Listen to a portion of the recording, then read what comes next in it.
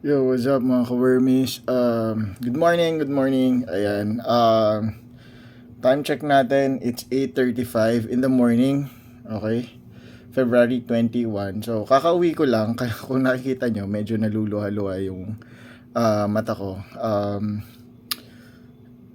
Kasi on a daily basis, hinahatid ko yung misis ko sa sa work dyan sa Bonifacio Global City, yung location ng office niya. So, eto lang, kakauwi ko lang, and I was a victim of cigarette ash. Okay. So, muntik na akong mabangga kasi napuwing ako ng cigarette ash. And bigla akong napahinto sa gitna ng kalye na hindi ko makita yung dinadaanan ko, kaya hindi ko na alam kung saan ako huminto nung mga time na yon. Buti na lang yung mga nakasalubong ko and yung nasa harapan ko is wala na, naka-under na yung nasa harapan ko, and yung kasalubong ko is huminto din. So ayan, medyo namumula-mula pa yung mata ko kanina, sobrang hapdi niya, as in hindi ko talaga maidilat, and pati yung kabila hindi ko rin maidilat kasi parang nadadamay, alam niyo yun, yung sasakit.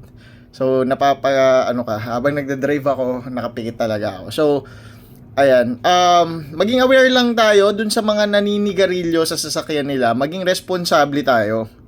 Okay, maging responsable tayo kasi hindi nyo alam na yung pinipitik nyong sigarilyo sa labas or sa bintana ng kotse nyo, may mga nakamotor na pwedeng mapuwing.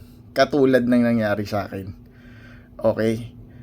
So, pag napuwing, yung nagmumotor, possible talaga na aksidente. Okay? Hindi lang pwede silang mabangga, pwede silang ma-out of balance, 'di ba? Dahil sobrang hapde at ang init sa mata. Ang init sa mata nung abo ng sigarilyong pinipitik nyo. Okay? So, sana sa mga naninigarilyo sa kotse nila, maging responsable tayo.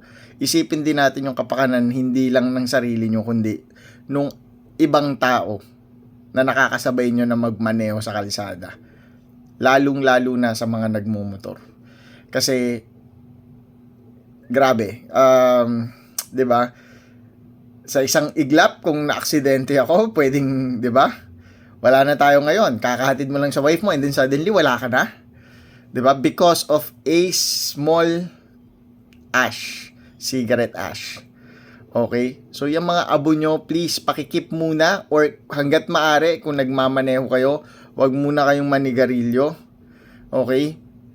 Sa mga naka-electric cigarette naman, okay lang kasi wala naman yung abong binubuga.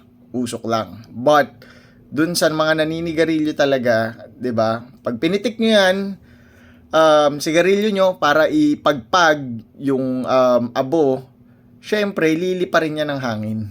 Kahit pa sabihin mong nasa traffic lang kayo, 'di ba? Nakahinto sa stoplight, still may hangin sa paligid nyo na pwedeng magdala niyan doon sa kasunod nyo na nasa likuran.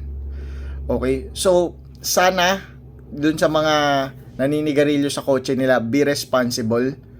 Okay? Kasi pwedeng buhay ang maging kapalit nung ginagawa nyo. Okay? Hindi naman kami against sa mga naninigarilyo, pero ilagay natin sa lugar.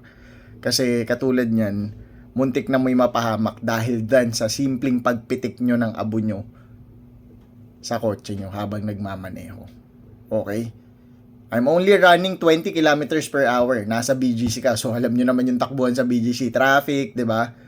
So, ayun. Dahil sa nagpitik ng sigarilyo, shout out sa'yo, kuya. Sana safe ka din. Okay, katulad ko. Safe din naman ako nakauwi. So, ayun lang. Panawagan lang. Not only doon kay kuya, okay, na nagpitik ng sigarilyo. Sana sa lahat din ng mga naninigarilyo, lalo na sa kotse nila, be responsible. Maging responsable tayo. Okay? Yun lang po. Thank you. Good morning sa lahat. Happy anniversary sa wife ko. Okay, 9 years na tayo. I love you. Bye.